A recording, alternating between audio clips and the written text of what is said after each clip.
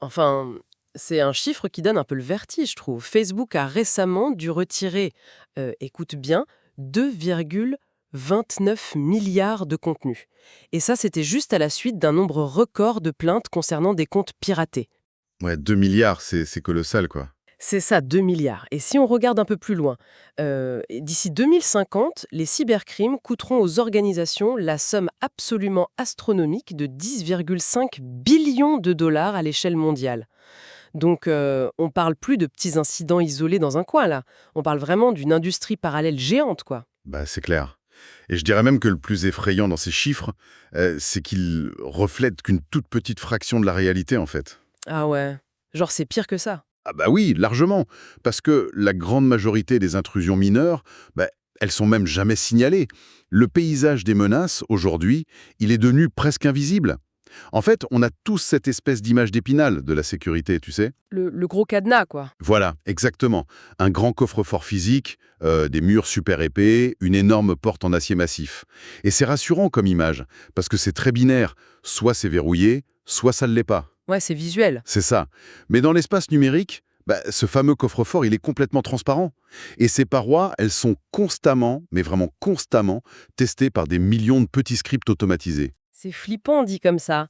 Mais du coup, c'est exactement ce qu'on va décortiquer aujourd'hui dans cette nouvelle analyse approfondie.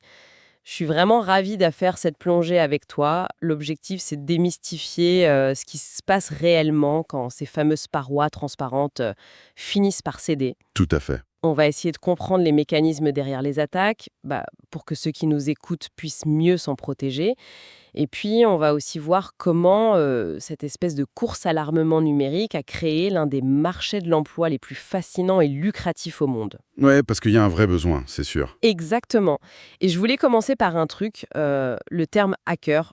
On va pas se mentir, il fait souvent peur.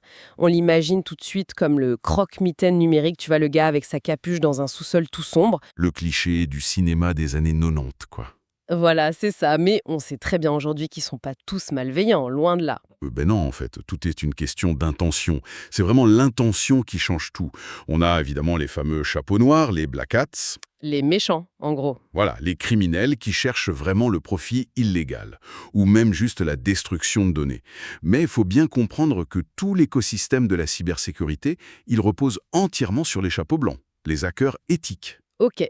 Et ils font quoi de différent, eux? Bah, techniquement, ils utilisent très exactement le même arsenal, les mêmes outils, les mêmes techniques d'intrusion. Mais la différence, c'est qu'ils ont un mandat légal pour auditer et sécuriser les systèmes. D'accord, donc ils sont payés pour attaquer avant les autres. C'est exactement ça. Ils trouvent la faille avant que les chapeaux noirs ne le fassent. Et puis, au milieu, tu as cette espèce de zone un peu trouble, les chapeaux gris. Ah, les Grey Hats. Eux, ils naviguent entre les deux, c'est ça? Ouais. Ils piratent des trucs sans autorisation officielle, mais généralement, ils signalent les failles aux entreprises ensuite. Souvent dans l'espoir de toucher ce qu'on appelle un bug bounty. Une petite prime de découverte, quoi. Voilà, une récompense financière pour avoir aidé. Même si la méthode était un peu limite au départ. C'est fou cette dynamique. Mais du coup, ce qui m'intéresse pour l'instant, c'est de regarder un peu sous le capot des attaques de ces fameux chapeaux noirs.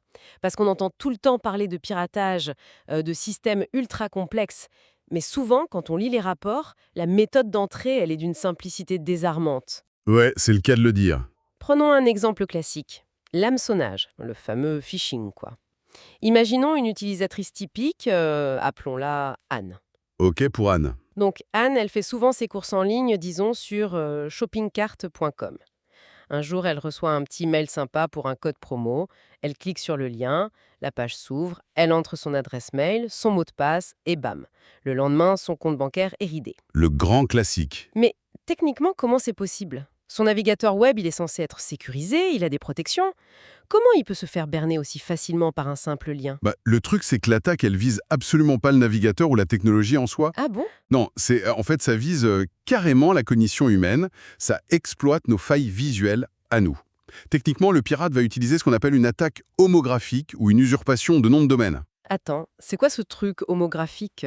En gros, au lieu d'enregistrer shoppingcart.com avec un A latin standard, normal, le pirate va aller enregistrer un nom de domaine en utilisant un A qui vient de l'alphabet cyrillique. Oh, l'alphabet russe? Ouais, par exemple. Et à l'œil nu, dans l'email ou même dans la barre d'adresse de ton navigateur, c'est strictement identique. Ah, c'est vicieux. Ah c'est redoutable. Donc Anne, elle clique, elle voit rien de bizarre, le faux serveur lui affiche une copie parfaite au pixel près de la vraie page de connexion, et quand elle tape son mot de passe, les données ne partent pas vers le magasin sécurisé. Elles partent direct chez le pirate. C'est ça.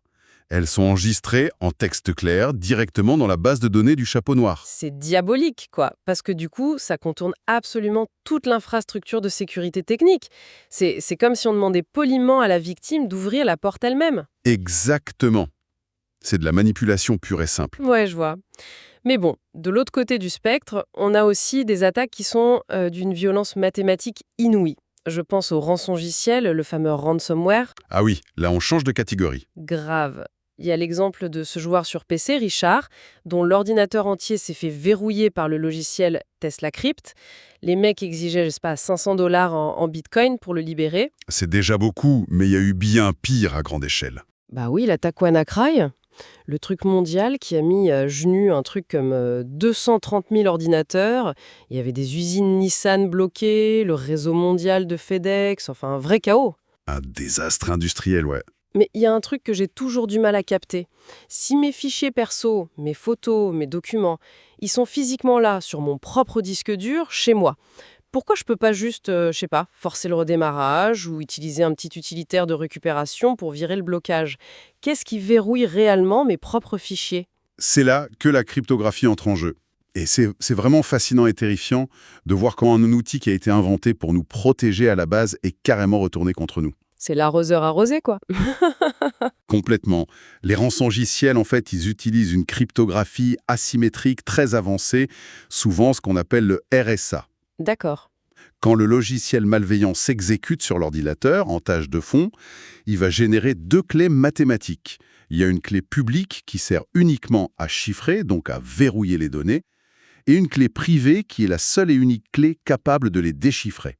Ok, deux clés différentes. Voilà. Et le génie maléfique du truc, c'est que le programme va d'abord chiffrer tous tes fichiers avec la clé publique, et ça à une vitesse fulgurante.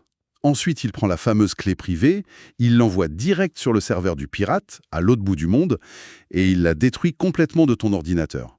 Ah ouais. Donc c'est pas juste un vulgaire mot de passe qu'on pourrait essayer de deviner, genre un code PIN. Cette clé privée, qui fait souvent 2048 bits, par la force brute, même avec les superordinateurs les plus puissants de la planète, ça prendrait littéralement des millions d'années. Des millions d'années. Ouais, c'est impossible. C'est pour ça qu'aucun technicien ne peut contourner le blocage. Les données, elles sont toujours physiquement là, sur le disque. Tu les vois. Mais elles ont été transformées en un chaos numérique absolu. Purée. En fait, si on file la métaphore du coffre-fort de tout à l'heure, c'est comme si un individu s'introduisait dans une maison, mais au lieu de voler la télé ou les bijoux, il change absolument toutes les serrures de l'intérieur avec un alliage indestructible. C'est une super image, ouais. Ensuite, il jette la seule et unique clé existante dans un volcan actif et glisse juste un petit bout de papier sous la porte pour te dire « Eh, si tu veux que j'en forge une nouvelle, paye-moi ». La maison est intacte, mais le proprio est coincé de l'or sur le trottoir. C'est exactement ça. T'es à la rue, et le pire, c'est que même si tu payes la fameuse rançon, il n'y a absolument aucune garantie que le pirate a réellement conservé la clé pour te la rendre. Ah bah oui, ils sont pas tenus par un code d'honneur, quoi. Non, ce sont des criminels, c'est une prise d'otage numérique parfaite. Ce qui amène forcément à se poser la vraie question, du coup. Comment est-ce qu'on sécurise le cheminement de nos données avant qu'un désastre pareil ne se produise? C'est le nerf de la guerre. Prenons un cas de figure super courant. On a l'histoire de Jude. Il est à l'aéroport, il a un virement bancaire hyper urgent à faire, il se connecte au Wi-Fi public gratuit du terminal, et paf, quelques heures plus tard, son compte est vidé. On appelle ça l'attaque de l'homme du milieu, je crois, le man in the middle. C'est ça, très classique aussi. Mais concrètement, comment un pirate fait-il pour intercepter ces données comme ça littéralement dans les airs au milieu d'un aéroport bondé? Il faut d'abord bien comprendre la nature même du Wi-Fi. Le Wi-Fi, à la base, c'est de la radio. Comme la radio FM dans la voiture. Exactement le même principe physique, ouais. Quand un ordinateur envoie des données à un routeur public, il ne crée pas un petit câble invisible, magique et direct. En fait, il hurle littéralement ces informations dans absolument toutes les directions autour de lui. Un réseau ouvert, sans mot de passe global, comme souvent dans les gares ou les aéroports, ces ondes radio ne sont pas chiffrées par défaut au niveau du réseau lui-même. Aïe. Donc le pirate, il a juste à s'asseoir avec son ordinateur portable, à quelques mètres de là, en buvant son café. Il met sa carte Wi-Fi dans ce qu'on appelle le mode espion, ou Promiscuous Mode en anglais. Et ça fait quoi ce mode Promise? Ça dit à la carte réseau, ne te contente pas de lire les paquets de données qui te sont destinés, écoute et capture absolument tous les paquets de données qui volent dans l'air, peu importe à qui ils s'adressent. Oh la vache. C'est comme s'il écoutait toutes les conversations de la pièce en même temps. Voilà. Ensuite, il utilise des logiciels très simples qui reconstruisent ces petits paquets volants et il lit tout le trafic en clair. Les mots de passe, les emails, les numéros de carte. Mais attends, on dit toujours que la parade absolue contre ça, quand on est sur un réseau public, c'est le fameux VPN, le réseau privé virtuel. C'est la recommandation numéro 1, en effet. Oui, mais c'est là que je bloque un peu. Si je suis connecté au routeur de l'aéroport, mes données doivent physiquement passer par ce routeur pour aller sur Internet de toute façon, non? Oui, obligatoirement. Alors comment une simple application VPN sur mon téléphone peut-elle cacher mes données au routeur même qui me fournit Internet? Le routeur, il doit bien voir ce qui passe pour faire son job. C'est une excellente question de mécanique réseau pour le coup. En fait, oui, le routeur voit effectivement des paquets de données passer, mais la nuance, c'est qu'il ne voit plus leur contenu. Ah, d'accord. Le VPN utilise une technique très puissante qu'on appelle l'encapsulation. Pour imager la chose, imagine que tes données bancaires, c'est une lettre manuscrite. Ok, une lettre. Sans VPN, tu donnes ta lettre, qui est écrite sur un calque transparent, directement au routeur de l'aéroport. Lui, il la lit en entier pour savoir où l'envoyer. Et le pirate qui écoute lit par-dessus son épaule. C'est ça. Maintenant, avec un VPN, l'application sur ton appareil va prendre cette lettre et elle va la mettre dans un petit coffre-fort mathématiquement chiffré. Et sur ce coffre-fort, elle met juste une étiquette extérieure qui dit « à livrer au serveur VPN » qui est situé, disons, en Suède. Ok, je commence à comprendre. Donc quand tu envoies ça, le routeur de l'aéroport, il réceptionne un coffre-fort impénétrable avec une étiquette Suède. Il n'a absolument aucune idée de ce qu'il y a dedans, ni que la destination finale, c'est ta banque. Il se contente d'envoyer le coffre en Suède. C'est brillant. Et du coup, le pirate dans l'aéroport? Le pirate, s'il intercepte les ondes radio avec son mode espion, il va juste capturer une bouillie de données chiffrées totalement inutilisable. Il verra juste un flux incompréhensible qui part vers la Suède. C'est super clair. D'accord. Donc là, avec le VPN, on a bien sécurisé le transport, le transit des données dans les airs. Mais qu'en est-il du point d'arrivée? Si on regarde les réseaux d'entreprise, ou même aux petits réseaux domestiques à la maison, la première ligne de défense, on entend toujours dire que c'est le pare-feu. Le firewall, ouais, l'incontournable. Mais là encore, les routeurs modernes, nos box Internet, elles gèrent déjà le trafic. Quelle est vraiment la fonction technique spécifique d'un pare-feu par rapport à un simple routeur classique? C'est un peu comme comparer un agent de circulation et un douanier très paranoïaque. J'aime bien l'idée, vas-y, explique. Un routeur basique, lui, se contente de diriger le trafic. Il dit juste « Ok, toi tu vas par là, toi tu vas par ici ». Mais un pare-feu, et plus particulièrement ce qu'on appelle un pare-feu à inspection d'état, un stateful firewall, lui, il surveille vraiment tout. Il fait quoi de plus?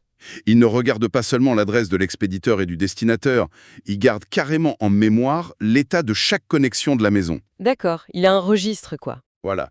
Si ton ordinateur demande à afficher une page web sur Internet, le pare-feu note cette demande précise dans son carnet. Et quand les données de la page web reviennent d'Internet vers toi, le pare-feu vérifie sa petite liste et il se dit « Oui, est-ce que l'ordinateur à l'intérieur a bien sollicité ces données ?» Et si la réponse est oui, il laisse passer. Exactement. Mais par contre, si un paquet de données bizarres arrive de l'extérieur en essayant de se connecter à ton réseau, comme ça, sans avoir été invité au préalable par quelqu'un de l'intérieur, Comme un pirate qui essayerait de rentrer. c'est ça. Eh bien, le pare-feu le détruit instantanément. Le paquet est jeté à la poubelle avant même qu'il ne puisse toucher l'ordinateur cible. Waouh.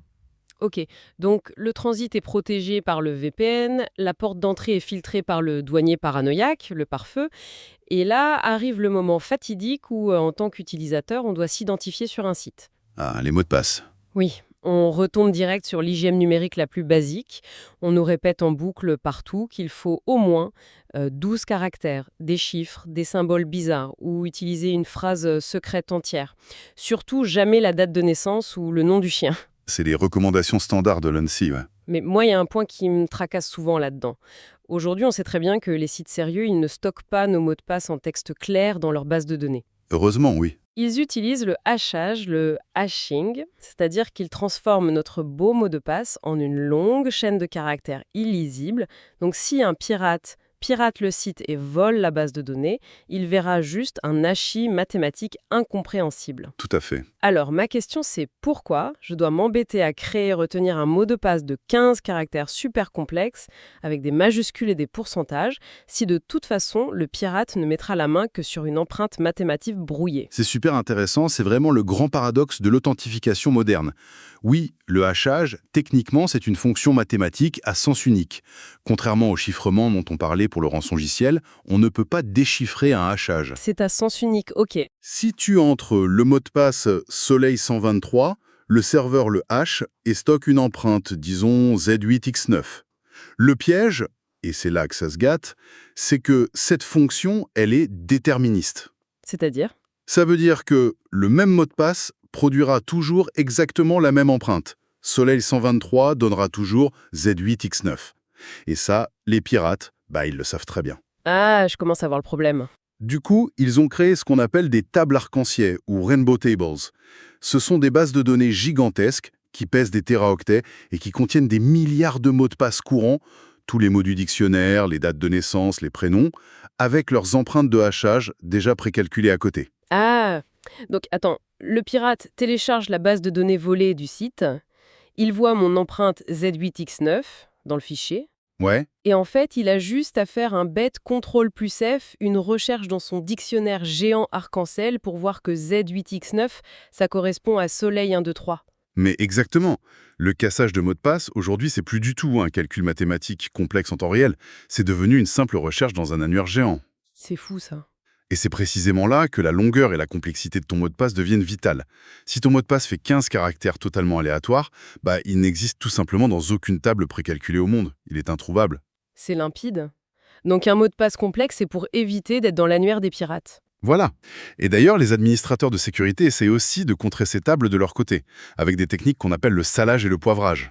Le salage, comme rajouter du sel sur un plat fade ? L'idée de base est exactement la même, ouais. Le serveur va ajouter une petite chaîne de caractères aléatoires, le fameux sel, à ton mot de passe juste avant de le hasher. Ah, d'accord. Donc, Soleil 123 devient Soleil 123 plus un sel aléatoire X7. Et c'est ça qui est haché. Tout juste. Comme ça, même si deux utilisateurs différents choisissent le même mot de passe pourri, leurs empreintes stockées dans la base seront radicalement différentes à cause du sel unique. Ça rend les tables arc-en-ciel des pirates complètement obsolètes. Et le poivrage alors, c'est quoi ? Le poivrage, c'est rajouter encore une valeur secrète supplémentaire à tous les mots de passe. Mais la subtilité, c'est que ce poivre est stocké sur un tout autre serveur physique. Une double sécurité. C'est ça. Si le pirate vole la base de données, il a les hachages, mais il lui manque le poivre qui est ailleurs. C'est vraiment une course à l'armement permanente. Poigné à l'entrée. Mais comment les professionnels, les chapeaux blancs dont on parlait au début, comment ils font pour vérifier que tout ça tient vraiment la route ? Surtout sur les réseaux sans fil d'entreprises qui projettent leurs ondes à travers les murs jusque dans la rue. Eh bien, pour la phase de test, c'est là que les outils offensifs entrent en scène. Les auditeurs de sécurité, ils doivent vraiment simuler une attaque réelle de chapeau noir. Ils se mettent dans la peau du méchant. C'est ça. Et la toute première étape de n'importe quelle attaque, c'est la reconnaissance. Pour ça, ils utilisent des outils très connus comme Nmap pour Network Mapper. C'est un logiciel open source magistral. Et ça marche comment, Nmap ? En gros, Nmap ne lance pas d'attaque destructrice. Il va juste envoyer des petites requêtes de connexion très spécifiques. Par exemple, juste la première partie d'une poignée de main réseau à chaque adresse IP et chaque port d'une entreprise. Pour voir qui répond. Exactement. En analysant la façon dont les serveurs de l'entreprise répondent, ou s'ils ignorent la requête, Nmap cartographie l'infrastructure entière. À la fin, il te sort un rapport qui te dit « Ici, il y a un serveur web actif sur le port 80, là, il y a une base de données super vieille sur le port 3306. » C'est génial. C'est un peu l'éclaireur furtif de l'armée, quoi. Il fait le tour de la forteresse en pleine nuit et il tâte chaque petite fenêtre pour voir laquelle tremble un peu dans son cadre. L'analogie est parfaite, c'est l'éclaireur. Et une fois qu'on a repéré la fenêtre entrouverte, on passe à l'exploitation. L'attaque proprement dite. Voilà. Sur les réseaux Wi-Fi, les auditeurs vont utiliser des scripts tournant sous Linux, comme Ergodon. Ça permet de faire des trucs d'une ingéniosité redoutable. Il y a une attaque très connue, c'est l'attaque de désauthentification. Oula, ça sonne méchant. Ça fait quoi ? Le script d'Ergodon va forger un faux paquet radio. Il va prétendre être le routeur légitime de l'entreprise et il va littéralement hurler à tous les ordinateurs connectés au Wi-Fi, la connexion est coupée, vous devez vous déconnecter immédiatement. Non mais c'est fou. Et que se passe-t-il alors? Les ordinateurs des employés se déconnectent et tentent de se reconnecter tout seuls? Précisément, parce que c'est le comportement automatique de Windows ou Mac. Et pendant cette micro-fraction de seconde de reconnexion automatique, l'ordinateur de la victime va renvoyer la poignée de main cryptographique qui contient le mot de passe haché du réseau Wi-Fi. Et le pirate capture ça au vol. Oui, le logiciel RGDON intercepte cette poignée de main en plein vol dans les ondes radio. Et à partir de là, bingo, l'attaquant en ce qu'il lui faut. Il peut carrément rentrer chez lui. Il n'a plus besoin d'être à côté du bâtiment. Et il fait quoi une fois rentré chez lui? Il va utiliser le troisième outil essentiel de ce combo, John the Ripper. John l'éventreur. Un nom de logiciel qui annonce direct la couleur, quoi. Ah bah, ça rigole pas. John the Ripper, c'est un casseur de mots de passe hors ligne. Puisque le pirate a capturé le hachage avec RGDON, John the Ripper va bombarder ce hachage avec des millions de combinaisons par seconde depuis le gros ordinateur du pirate. De la force brute pure. C'est ça. Il utilise des attaques par dictionnaire, des tables arc-en-ciel ou de la force brute pure, en combinant toutes les lettres et chiffres jusqu'à ce qu'il trouve exactement la chaîne de caractères qui correspond à la poignée de main capturée dans l'air. C'est un truc de dingue. Donc, si je résume ta méthode, l'éclaireur Nmap a trouvé la porte, RGDON, lui, a fait exprès de faire sortir un garde pour lui voler un moulage de la clé, et John the Ripper, c'est carrément la grosse fonderie qui teste des millions de clés brutes jusqu'à reproduire l'original parfaite pour rentrer tranquillement. T'as tout compris.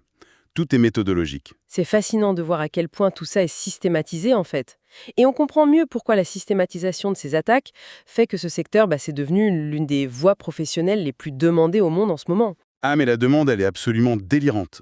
La pandémie de Covid-19, ça a été le grand catalyseur de tout ça. Le télétravail massif, tout ça. Exactement. Tout le monde a migré vers le cloud, dans l'urgence absolue. La surface d'attaque a explosé. Aujourd'hui, on a bientôt 6 milliards d'utilisateurs d'Internet dans le monde et en face, on fait face à un déficit mondial de près de 3,5 millions de postes vacants en cybersécurité. 3,5 millions de postes vides. C'est énorme. Ouais, et les prévisions annoncent une croissance de l'emploi dans ce secteur de 33% dans les prochaines années. C'est très très largement supérieur à la moyenne de n'importe quel autre domaine technologique. Ce déficit massif, forcément, ça crée des avantages énormes pour ceux qui choisissent de s'y reconvertir ou d'y faire carrière. D'abord, il y a des salaires qui crèvent les plafonds, parce que la loi de l'offre et de la demande joue à plein régime, forcément. C'est clair que ça paye très bien. Ensuite, c'est ce qu'on appelle un secteur evergreen, un arbre à feuilles persistantes, tu vois. C'est pas une petite mode de la Silicon Valley qui va disparaître dans 3 ans. Les techniques changent, oui, mais le besoin fondamental de se protéger, il est éternel. On s'ennuie jamais, c'est une perpétuelle partie d'échecs contre des adversaires super créatifs. Exactement. Mais pour moi, le troisième gros avantage de cette carrière, c'est le plus surprenant et franchement le plus encourageant pour les gens. Tu penses à l'absence de barrières mathématiques? Mais oui, complètement. Quand on entend parler depuis tout à l'heure de cryptographie asymétrique, d'algorithmes RSA, de hachage déterministe, on s'imagine direct qu'il faut avoir un doctorat en mathématiques appliquées pour bosser là-dedans. Mais en fait, pas du tout. C'est un mythe tenace. Et c'est un point super crucial pour ceux qui nous écoutent et qui peut-être envisagent une reconversion. T'as absolument pas besoin de savoir calculer un algorithme de chiffrement à la main sur un tableau noir. Ouf, ça rassure, hein. Ce qu'il faut avant tout, c'est un esprit hyper logique, une vraie curiosité obsessionnelle sur la façon dont les choses sont connectées entre elles. Au final, c'est vraiment le métier d'un détective privé numérique. Ouais, chercher les indices, quoi. Dans un fichier journal, et surtout anticiper la psychologie de l'attaquant. Les équations mathématiques complexes, ce sont les ordinateurs qui les gèrent. L'humain, il est là pour l'analyse stratégique. Et avec cette tournure d'esprit-là, j'imagine que les portes s'ouvrent partout, non? Des banques, aux hôpitaux, jusqu'aux grosses boîtes de la tech. Partout, y compris dans les grosses agences de renseignement étatiques, c'est dire. Mais si on veut être concret une minute, quelqu'un qui sort d'une formation aujourd'hui ou qui débute dans le milieu, il commence par où? Souvent, je vois passer des annonces pour des postes d'ingénieur réseau. C'est la porte d'entrée classique, l'ingénieur réseau, Network Engineer. Son rôle, ça va être de configurer l'infrastructure de base. Il installe les routeurs, il applique les règles de ces fameux pare-feu à inspection d'état dont on parlait tout à l'heure. Ok, le travail de terrain. C'est ça. Et juste pour donner une idée, aux États-Unis par exemple, le salaire de départ pour ce genre de poste junior, ça tourne souvent autour de 85 000 $. Pas mal pour un début. Et après, Une fois qu'on monte en compétences, j'ai cru comprendre qu'il y a une dichotomie très intéressante qui se forme entre deux métiers piliers de la cyber, l'analyste en sécurité et l'architecte en sécurité. C'est quoi la vraie différence au quotidien? C'est très simple. Leurs missions sont super complémentaires, mais elles sont temporellement opposées. C'est-à-dire? Center, c'est le gestionnaire des crises en temps réel. Il a les yeux rivés sur les écrans. Exactement. Il surveille les tableaux de bord en permanence, il analyse les petites alertes rouges du pare-feu. S'il détecte qu'une série d'échecs de connexion cache en fait une attaque par force brute sur un serveur, il doit réagir dans la seconde. Il isole l'ordinateur infecté avant que le rançongiciel ne se propage à toute l'entreprise. C'est vraiment la police de proximité, l'intervention d'urgence. Et l'architecte alors? L'architecte en sécurité, lui, il travaille dans le futur.